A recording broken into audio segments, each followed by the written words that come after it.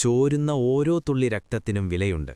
ഇതൊരു വാക്കുമാത്രമല്ല, ഒരു രാജ്യത്തിന്റെ മുഴുവൻ ആത്മാഭിമാനവും പ്രതികാരവും ഒത്തു പൊട്ടിത്തെറിക്കുന്ന ശബ്ദമാണ്. പശ്ചിമേഷ്യയുടെ ഹൃദയത്തിൽ നിന്നുയർന്ന ഈ മുന്നറിയിപ്പ് ഒരു സാധാരണ രാഷ്ട്രീയ പ്രസ്താവനയല്ല. ഇതൊരു പ്രഖ്യാപനമാണ്, ഒരു പുതിയ അധ്യായത്തിന്റെ തുടക്കമാണ്. തകർന്നാലും തലകുനിയാത്ത, സമ്മർദ്ദങ്ങൾക്കിടയിലും നിലപാട് മാറ്റാത്ത ഒരു രാജ്യം, അതാണ് ഇറാൻ. ഇപ്പോൾ ലോകം മുഴുവൻ ശ്രദ്ധിക്കുന്നത് ആ രാജ്യത്തിന്റെ അടുത്ത നീക്കമാണ്. ഇറാന്റെ ദേശീയ സുരക്ഷാതന്ത്രങ്ങളുടെ പ്രധാന ശില്പിയും മുൻ പാർലമെന്റ് സ്പീക്കറുമായിരുന്ന അലി ലാരിജാനിയുടെ വധം ഈ യുദ്ധത്തിലെ ഏറ്റവും വലിയ വഴിത്തിരിവായി മാറിയിരിക്കുകയാണ്. അദ്ദേഹം ഒരു രാഷ്ട്രീയ നേതാവ് മാത്രമല്ലായിരുന്നു. ഇറാന്റെ വിദേശനയങ്ങളും ആണവ ചർച്ചകളും രൂപപ്പെടുത്തുന്നതിൽ നിർണായക പങ്കുവഹിച്ച വ്യക്തിയായിരുന്നു. അതുകൊണ്ടുതന്നെ അദ്ദേഹത്തിന്റെ കൊലപാതകം ഇറാൻ ഒരു വ്യക്തിപരമായ നഷ്ടമായി മാത്രം കാണുന്നില്ല.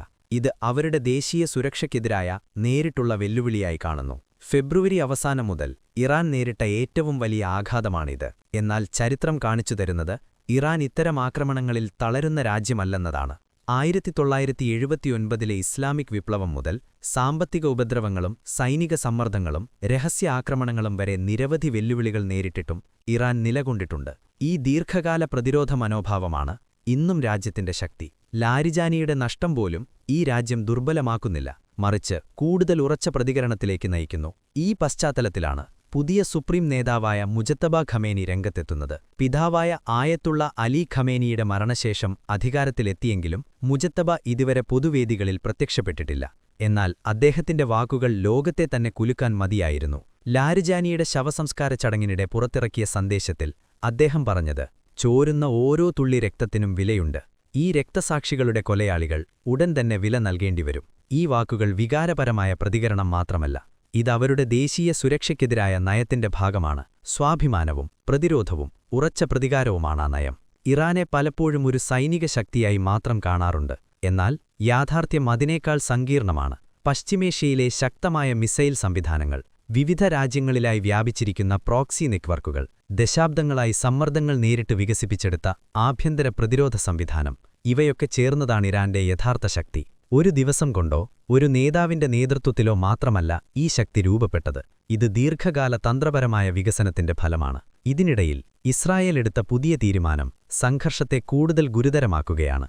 IDFന് ഏതെങ്കിലും മുതിർന്ന ഇറാനിയൻ ഉദ്യോഗസ്ഥനെ വേട്ടയാടാനും തടയാനും അധികാരം നൽകിയതായി അവർ പ്രഖ്യാപിച്ചു. ഇത് യുദ്ധത്തിന്റെ സ്വഭാവം തന്നെ മാറ്റുന്ന ഒരു നീക്കമാണ്. ഇനി സൈനികർ മാത്രമല്ല, നേതാക്കളും നേരിട്ടുള്ള ലക്ഷ്യങ്ങളായി മാറുകയാണ്.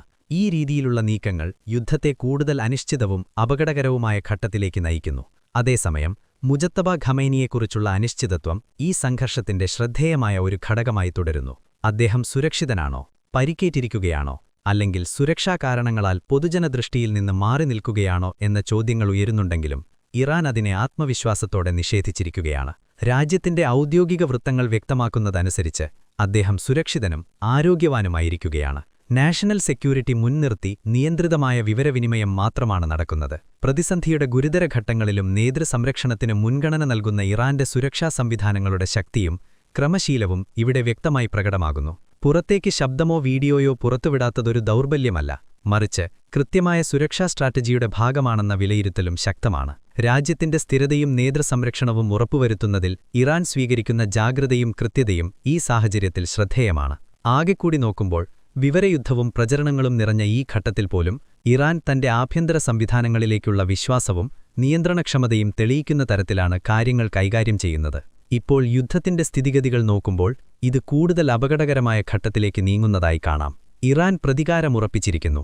ഇസ്രായേൽ ആക്രമണങ്ങൾ ശക്തമാക്കുകയാണ്. അമേരിക്ക തുറന്ന പിന്തുണ നൽകുകയാണ്. ഈ മൂന്ന് ശക്തികളുടെ നേരിട്ടുള്ള ഇടപെടൽ ഒരു വലിയ പ്രാദേശിക യുദ്ധം മാത്രമല്ല, ആഗോളതലത്തിലുള്ള പ്രത്യാഘാതങ്ങൾ സൃഷ്ടിക്കാനിടയുള്ളതാണ്. അതേസമയം IRGC ഓപ്പറേഷൻ ട്രൂ പ്രോമിസ് 4ന്റെ 63ാം ഘട്ടം വിജയകരമായി പൂർത്തിയാക്കി. അത് കേവലം ഒരു സൈനിക നീക്കം മാത്രമല്ലായിരുന്നു, മറിച്ച് തങ്ങളുടെ ഇന്റലിജൻസ് മന്ത്രിക്കും രക്തസാക്ഷികൾക്കും നൽകിയ ഉജ്ജ്വലമായ ആദരമായിരുന്നു. അമേരിക്കയുടെ ഉറക്കം കെടുത്തുന്ന രീതിയിൽ മേഖലയിലെ അമേരിക്കൻ എണ്ണസമുച്ചയങ്ങൾ അഗ്നിക്കിരയാക്കിക്കൊണ്ടാണ് ഇറാൻ തങ്ങളുടെ കരുത്ത് കാട്ടിയിരിക്കുന്നത്. ഈ മുഴുവൻ സംഭവവികാസങ്ങളുടെ കേന്ദ്രത്തിൽ നിൽക്കുന്നതൊരു വാക്കാണ്: ചോരുന്ന ഓരോ തുള്ളി രക്തത്തിനും വിലയുണ്ട്. ഇതിനി ഒരു നേതാവിന്റെ വാക്കുകൾ മാത്രമല്ല, ഒരു രാജ്യത്തിന്റെ പ്രതിജ്ഞയാണ്. ഇനി ലോകം കാത്തിരിക്കുന്നത് ആ വില എന്തായിരിക്കുമെന്നതാണ്.